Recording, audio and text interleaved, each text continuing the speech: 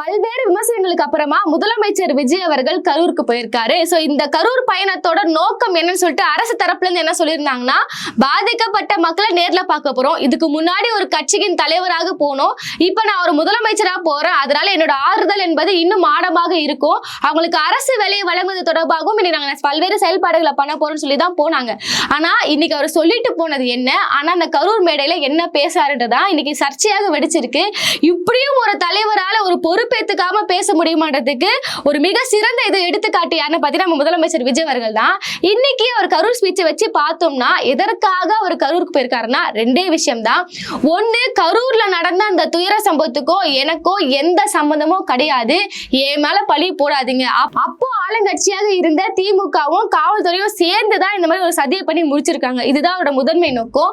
ரெண்டாவது விஷயம் என்ன பாத்தீங்கன்னா, கரூர்ல இடைத்தேர்தல் வருது. சோ அந்த இடைத்தேர்தல பிரச்சாரம் எல்லாம் பண்ணி முடிக்கணும். அதுக்காகலாம் என்னால தனியா வர முடியாது. சோ நான் வந்த கையோட இந்த ரெண்டு விஷயத்தையும் முடிச்சு போயிடுறேன். இதுதான் இன்னைக்கு அவர் கரூர் பயணத்தோட முக்கியமான நோக்கங்களாக பார்க்கப்பட்டுச்சு. நிறைய விஷயங்களை டீகோட் பண்ணும். அதாவது ஒரு பிரச்சார மேடையாக தான் பயன்படுத்திருக்காரு. இப்ப கரூர் விஷயத்தை தாண்டி நிறைய பிரச்சாரங்களுக்கான விஷயங்களும் பேசியிருக்காரு.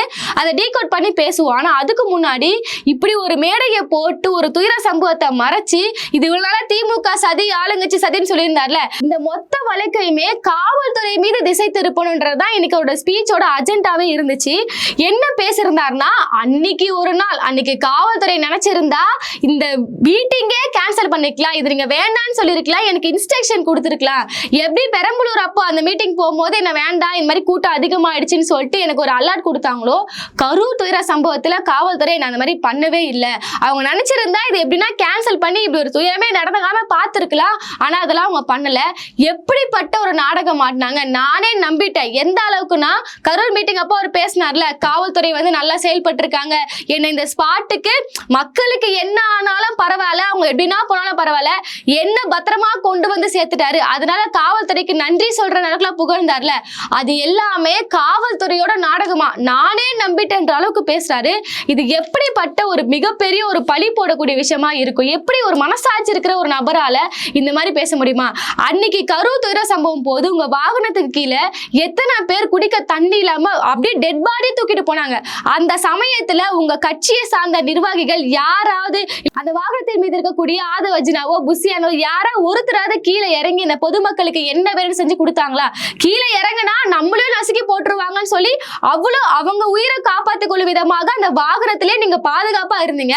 அந்த சமயத்திலும் கூட கீழே இறங்கி இந்த பொதுமக்களை கொண்டு போய் சேர்க்கிறது, ஆம்புலன்ஸுக்கு வழி விடுறது, உங்களுக்கு எதுவுமே ஆயிடக்கூடாதுன்னு சொல்லி வாகனத்தை சுத்தி காவல்துறை பாதுகாப்பு இருந்தாங்களே, இவங்களை பார்த்து நீங்க பழி போட்டாங்கன்னு சொல்றீங்கன்னா அது எவ்வளவு மோசமான ஒரு விஷயம். அதையும் தாண்டி ஆதாரத்தோட விளக்க வேண்டிய ஒரு கட்டாயம் என்பது இப்ப இருக்கு.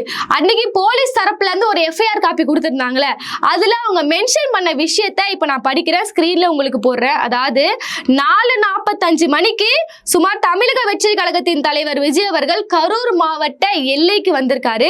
அதுக்கப்புறமா ஒரு அனுமதி இல்லாம ரோட் ஷோ நடத்திருக்காரு. பல்வேறு இடங்கள்ல நடத்தி போக்குவரத்துக்கும் பொதுமக்களுக்கும் இடைஞ்சல் ஏற்படுத்தி அதிக இடங்களில் நிபந்தனையை மீறியும் வரவேற்புகள் நடத்தியும் காலதாமதம் செய்து 6 மணிக்கு முனியப்பன் கோவிலுக்கு வராரு. அதை எல்லாத்தையும் முடிச்சிட்டு ரோட்ல வலம் வந்து 7 மணிக்கு தான் கரூர் ஸ்பாட்டுக்கு போறாரு. அதாவது அந்த மாவட்ட எல்லைக்கு 3:45 மணிக்கு வராரு. ஆனா ஸ்பாட்டுக்கு எப்ப போறாருன்னா 7 மணிக்கு போறாரு. கிட்டத்தட்ட சுமார் ஒரு 3 மணி நேரம் ரோட் ஷோ மட்டுமே நடத்தி இருக்கிறாரு. அந்த பாதை இருக்குல்ல, அந்த ரூட் இருக்குல்ல, அது பிளான் பண்ணப்படாத ஒரு பாதை. இவங்களே வந்து ஒரு புது பாதையை தேர்ந்தெடுத்து சுத்து போட்டு வளைச்சு நல்லா நேரத்தை கொண்டு மக்களை கூட்டத்தை அதிகமாகிட்டு இவங்க வந்தாங்கன்னு சொல்லி போலீஸே எஃப்ஐஆர்ல சொல்லியிருக்காங்க. அதுல இன்னும் படிச்சு பாத்தீங்கன்னா அடுத்த பக்கத்துல இப்படி நீங்க உள்ள போவாதீங்க, அந்த இடத்துல கூட்ட நெரிசல் அதிகம் ஆயிடுச்சுன்னு சொல்லிட்டு முசியானந்த் அவர்கள்கிட்டையும் நிர்மல்குமார் அவர்கிட்டையும் அந்த கட்சி சார்ந்த ஏற்பாளர்கிட்டையுமே நாங்க அறிவுறுத்தலை கூறினோம்.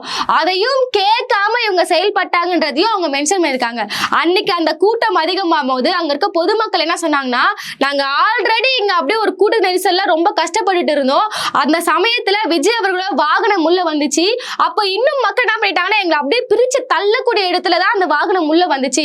அதையும் தாண்டி அந்த என்ட்ரன்ஸ் ஆகும் போதே அவர் ஃபேஸ காமிச்சிருந்தா கூட இந்த கூட்டம் கொஞ்சம் கலைஞ்சு போயிருக்கும். அப்புறம் என்ன பண்ணிட்டாருன்னா லைட் ஆஃப் பண்ணிட்டாரு. என் மூஞ்ச பாத்துட்டா பல பேர் வெளியே போயிடுவாங்களா, அப்படி போக கூடாது, நான் உள்ள போய் பேசுற வரைக்குமே எனக்கு கூட்டம் இருக்கணும்னு சொல்லி லைட் ஆஃப் பண்ணிட்டாரு. மக்கள் அங்கிருந்து கலையாம இன்னும் அது கூட நெரிசல் அவர் வாகனம் அந்த அப்புறமா தான் நடந்துச்சுன்னு சொல்லி அங்க பாதிக்கப்பட்ட பொதுமக்கள் கிட்ட நிறைய பேர் இன்டர்வியூ எடுக்கும் போது நிறைய பேர் பேசியிருந்தாங்க. இதையும் தாண்டி அவர் என்ன சொல்றாருன்னா, இவ்வளவு உயிர் போயிடுச்சு, அந்த வழியில நான் இருந்தேன், அந்த வழியில நான் 3 நாள் வீட்டுல இருக்கும் போது என்ன ஓடிட்டேன்னு சொல்றாங்க. நான் என்ன ஓடுனா, நான் ஓடல, நான் இது எதனால நடந்துச்சு, யாரு சதி பண்ணா, யாரு பிளான் பண்ணா, இது யாரு கட்சி கூட்டம், நான் யாரு, இதை ரியலைஸ் பண்ணவே எனக்கு 3 நாள் ஆச்சுன்றாரு. 3 நாள் ஆகட்டுங்க. இப்ப இதுவே உங்கள் குடும்பத்துல நடந்திருந்தால், உங்க குடும்பத்துல நடக்கணும்ன்றது யாரோட எண்ணம் கிடையாது. இதுவே ஒரு நீங்க சொல்றீங்களா, இவங்க போட்ட இந்த சதியால என்னோட தங்கைகளோட குழந்தைகள் பறி போயிருக்கு. எந்த குழந்தை வந்து என்னோட பாட்டு டிவியில வந்துச்சுன்னா, அம்மா பாருமா விஜய் மாமான்னு சொல்லிட்டு என்னோட முகத்துக்கு முத்தம் கொடுத்துச்சோ, அந்த குழந்தையை நான் இழந்திருக்கிறேன்னு சொல்றீங்களே. இப்படிப்பட்ட ஒரு குழந்தையை நீங்க இழந்திருந்தா நீங்க 3 நாட்கள் எதுவுமே பண்ணாம போய் சந்திக்காம 3 நாள் கழிச்சு வீடியோ போட்டீங்களா? அந்த ஆறுதல் வீடியோ சரி, அந்த வீடியோவாவது ஒரு ஆறுதல் தெரிவிக்கும் விதமாகவோ இல்ல பொறுப்பேற்றுக் கொள்ளும் விதமாக இருந்துச்சா? அதுவும் இல்ல. அந்த வீடியோல என்ன சொல்லியிருந்தாருன்னா, நான் இதனால 3 நாள் அமைதியா இருந்தேன், எனக்கு ரொம்ப கஷ்டமா இருந்துச்சு, நான் ரொம்ப வேதனையா இருந்தேன், தனிமைப்படுத்தி இருந்தேன், அதனால இப்ப நான் 3 நாள் கழிச்சு உங்களை சந்திக்கிறேன், இப்ப சொல்றேன் அது திமுக சதின்ற அளவுக்கு தான் அந்த வீடியோவும் இருந்துச்சு. இப்படி நான் ஓடி போனேன்னா நான் கஷ்டத்துல இருந்தேன்னு சொல்றாருல. எப்படிப்பட்ட கஷ்டம் அதுவா இருந்துச்சுன்னா, செப்டம்பர் 27 அன்று இந்த பெருந்துரம் நடந்து முடிக்குது. டிசம்பர் 27 அன்று ஜனநாயகன் படத்தோட ஆடியோ ரிலீஸ்ல அவர் எப்படி ஒரு துயரத்துல வீட்டுல இருந்தாருன்றது நம்மளுக்கு அப்பயே தெரிஞ்சிருக்கும். எப்படி நடனம் ஆடினாரு, எந்த அளவுக்கு துக்கத்தோட டான்ஸ் எல்லாம் பண்ணாரு நம்மளுக்கு தெரியும்.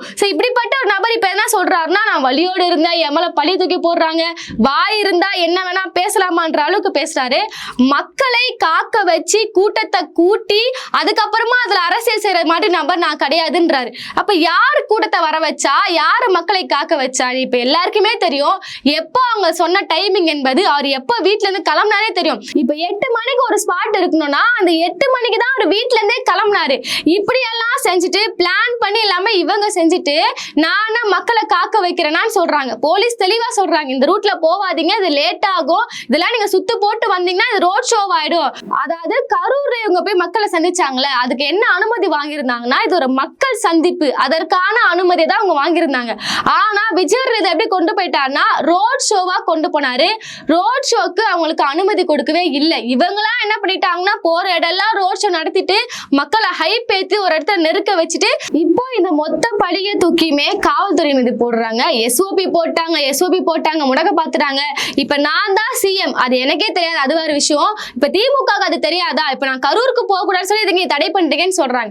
இதுக்கு முன்னாடி அவர் கரூருக்கு போக கூடாது, அப்படி போனார்னா என்ன விஷயங்களை பேசணும்னு சொல்லி உச்சநீதிமன்றத்தில் ஒரு வழக்கு போட்டாங்க. எதற்காகனா, இப்படி இவர் கரூருக்கு போவாரு, எங்க ஆல்ரெடி சிபிஐ விசாரணை இருக்கக்கூடிய ஒரு விஷயத்தை பத்தி மக்களை மேனிபுலேட் பண்ண விதமாக நிறைய விஷயங்களை பேசுவாரு. இப்ப இன்னைக்கு பேசினார்ல, இன்னும் கரூருக்கு வர விடாம பார்த்தாங்க, அன்னைக்கு காவல்துறை சதி பண்ண பார்த்தாங்க, இது யாரும் இன்ஸ்ட்ரக்ஷன் கொடுத்தாங்கன்ற அளவுக்கு ஆதாரமே இல்லாத விஷயங்களை பேசினார்ல, இப்படி எல்லாம் அவர் பேசுவாரு. ஒருவேளை கரூருக்கு போனார்னா பாதிக்கப்பட்ட மக்களுக்கு ஆறுதல் சொல்றது, அரசு வேலை வழங்குவது, இதையெல்லாம் தாண்டி என்னென்ன விஷயங்களை பேசணும் பேசக்கூடாதுன்னு சொல்லிட்டு உச்சநீதிமன்றம் ஒரு வழிகாட்டு நெறிமுறைகளை கொடுக்கணும்னு சொல்லிதான் திமுக தரப்புல இருந்து மனு தாக்கல் பண்ணியிருந்தாங்க. அந்த மனு தாக்கல உச்சநீதிமன்றம் என்ன பண்ணிட்டாங்கன்னா, இதெல்லாம் என்னால ஏற்க முடியாது, ஒரு முதலமைச்சர் ஒரு பாதிக்கப்பட்ட மக்களை பாக்குறதை எங்களால எப்படி தடுக்க முடியும், அதெல்லாம் அவரோட பேச்சுரிமைன்னு சொன்னாங்களே. இன்னைக்கு அவரோட பேச்சுரிமை என்பது எப்படி இருந்துச்சு நம்மளுக்கு தெரியும். இப்போ ஒட்டுமொத்த விஷயத்தை இப்படி கொண்டு வர பாக்குறாருன்னா, இதுக்கு முன்னாடி திமுக சதின்னு சொன்னாரு, இப்போ இது எல்லாமே காவல்துறையோட சதி, காவல்துறை தான் ஏவிச்சுன்ற அளவுக்கு பேசினாரு. ஆனா அன்னைக்கு நிமிஷத்துக்கு நிமிஷம் இந்த மாதிரி சோசியல் மீடியா நியூஸ் பார்த்த எல்லாருக்குமே தெரியும், பாதிக்கப்பட்ட பொதுமக்களை எத்தனை காவலர்களுக்கு அன்னைக்கு சட்டை கிழிஞ்சிச்சு, அவங்க எவ்வளவு காயத்தோடு இருந்தாங்க, எத்தனை காவலர்களுக்கு மூச்சு திணறல் ஏற்பட்டுச்சு, இவ்வளவு துயர சம்பவம் இது இருக்கு. இதையும் தாண்டி என்ன சொல்றாங்கன்னா, காவல்துறையோட சதின்னு சொல்லி முடிச்சிருக்காங்க. இறுதியா அவர் என்ன சொல்ல வர்றாருன்னா, இப்படி ஒரு சதியை பண்ணதாலதான் திமுக இன்னைக்கு ஆட்சியிலே இல்ல. ஆனா இது மட்டும் போதாது மக்களே, போதாது, இப்போ இடைத்தேர்தல் வருது, இன்னும் முடிச்சு காட்டுங்க. இடைத்தேர்தல்ன்ற வார்த்தையை அவரே யூஸ் பண்ணிட்டாரு. அப்போ இந்த மேடையை அவர் ஒரு பிரச்சார மேடையாக பயன்படுத்திக் கொள்றாரு, இதுல எந்த ஒரு சந்தேகமும் இல்ல. போன விஷயம் என்ன, ஆனா என்ன பேசிட்டு இருக்காரு, இதை தாண்டி ஒரு பாதிக்கப்பட்ட மக்களை பார்க்க போற ஒரு குற்ற உணர்வே இல்லை. இதுக்கு முன்னாடி இந்த கரூருக்கு நம்ம வரும்போது இங்க என்ன நடந்துச்சு எதுவுமே அதை பத்தி கொஞ்சம் கூட யோசிக்காம திருப்பியும் பழைய விஷயங்களே பேசிட்டு இருக்காரு. டிஎம்கேவும் ஏடிஎம்கேவும் ஒண்ணு, இவங்க 2 பேரையும் பாத்தீங்கன்னா பாஜகவோட கைக்கூலின்ற அளவுக்கு பேசுறாரு. ஆனா பாஜகன்ற வார்த்தையே ஒரு வாயில வரமாட்டுது. இப்ப டீலிமிட்டேஷன் இஷ்யூல யாரும் மறுபடியும் கொண்டு வராங்களாமே, ஆனா தமிழ்நாடு இதுக்கெல்லாம் எதிராக தான் நிற்கும். அப்படி இப்படிலாம் நிக்கிற ஒரு ஆள் என்னெல்லாம் போய் பிஜேபியோட லிங்க் பண்ணி பேசுறாங்கன்னு சொல்லி இப்படிலாம் பேசுறாரு. வாயை திறந்து டீலிமிட்டேஷனை யாரு கொண்டு வரா, இப்ப டிஎம்கே யார் கூட கூட்டணியில இருக்கிறாங்க, நீங்க சொல்றீங்களே யாரோன்னு சொல்றீங்க, சொல்றீங்களே, அது யாருன்னு சொல்ல கூட திராணி இல்லாத ஒரு அரசாக தான் இந்த டிவிகே இருக்கு. அதையும் தாண்டி நான் கொளத்தூர்ல 5 நிமிஷம் பேசினேன், அதுக்கே ஆடி போச்சுன்னு சொல்லிட்டு இவரே கொண்டு வந்து பேசுறாரு. சரி, நீங்க எங்கெங்கெல்லாம் பேசுறீங்க? இப்ப நீங்க 5 நிமிஷம் பேசுறதுக்கு இந்த ஆட்டோனா, நீங்க இதுக்குன்னே பிளான் பண்ணி சில இடங்களுக்கு போனீங்களா, பிரச்சாரத்துக்கு போனீங்களா, அந்த இடங்கள் எல்லாம் என்ன ரிசல்ட்னு பாத்தீங்கன்னா, இப்போ அவர் போனதுல சில இடங்கள் பாத்தீங்கன்னா அரியலூர், விழுப்புரம், கன்னியாகுமரி, நாகப்பட்டினம், இந்த 4 இடத்துக்குமே முதலமைச்சர் விஜய் அவர்கள் போயிருந்தாரு. அங்க தாவேக்கா எத்தனை சீட்டுகளை வாங்கியிருக்காங்கன்னா 0 நிலையில இருக்கிறாங்க. அந்த இடங்கள்ல எல்லாமே பாத்தீங்கன்னா தாவேக்கா ஒரு சீட்டு கூட ஜெயிக்கவே இல்லை. ஏன் இன்னைக்கு கரூர் போயிருக்காங்களே, இந்த கரூர்ல மக்களோட தீர்ப்பு என்ன? எங்களுக்கு திமுக வேணாம், தாவேக்கா வேணாம், அதிமுக வேணும்னு ஓட்டு போட்டிருக்காங்க. ஆனா அந்த அதிமுகவோட எம்எல்ஏ இப்ப எங்க இருக்கிறாரு? யாரெல்லாம் வேணாம், எங்களுக்கு தாவேக்காவே வேணான்னு சொல்லி மக்கள் யாருக்கு ஓட்டு போட்டாங்கன்னா அதிமுகவோட எம்எல்ஏ எம்ஆர் விஜயபாஸ்கர் நம்பி ஓட்டு போட்டாங்க. இன்னைக்கு அந்த எம்எல்ஏ என்ன பண்றாருன்னா, இந்த கரூரோட பிரச்சார மேடை, கிட்டத்தட்ட பிரச்சார மேடைகளை நின்று கொண்டு தளபதி விஜய் அவர்கள் இவர்தான் இனிமேல் தமிழ்நாட்டை காக்க போகிறான்ற அளவுக்கு ஒரு பேசிட்டு இருக்காரு. இதுவே மக்களுக்கு செஞ்ச மிகப்பெரிய ஒரு துரோகம். இப்படி இந்த மேடைகள் நின்று அவர் பழி போடும் விதமாக பேசுறாரு. அதே பகுதியை சார்ந்த மக்கள் இந்த கட்சியை சார்ந்த ஒரு நபர் தான் எங்களுக்கு எம்எல்ஏவா இருக்கணும்னு சொல்லி யாரை நம்பி ஓட்டு போட்டாங்களோ, அதே எம்எல்ஏ நம்ம யாரு வேணாம்னு சொன்னோமோ அவங்களோட மேடைகளே நின்றுட்டு இந்த துயர சம்பவத்துக்கு எங்களுக்கும் எந்த சம்பந்தமே இல்லைன்னு பேசுறாங்கன்னா, அதையும் கீழக்கக்கூடிய பொதுமக்கள் கைத்தட்டி ரசிச்சிட்டு இருக்காங்க. இந்த சம்பவத்தை இதோட விடாம டிஎம்கே இப்படிப்பட்ட ஒரு சதியை பண்ணிடுச்சு, இதுக்காக ஒரு நினைவு சின்னமே உருவாக்க போறன்ற அளவுக்கு இன்னைக்கு முதலமைச்சர் பேசியிருக்காரு. இன்னைக்கு அவர் கரூர்ல பேசுற விஷயங்கள் எல்லாமே உண்மையாவே காவல்துறையோட சதிதானா? இதை பத்தி நீங்க என்ன நினைக்கிறீங்கன்னு சொல்லி நம்ம பதிவுல சொல்லிடுங்க. அடுத்த வீடியோல சந்திப்போம்.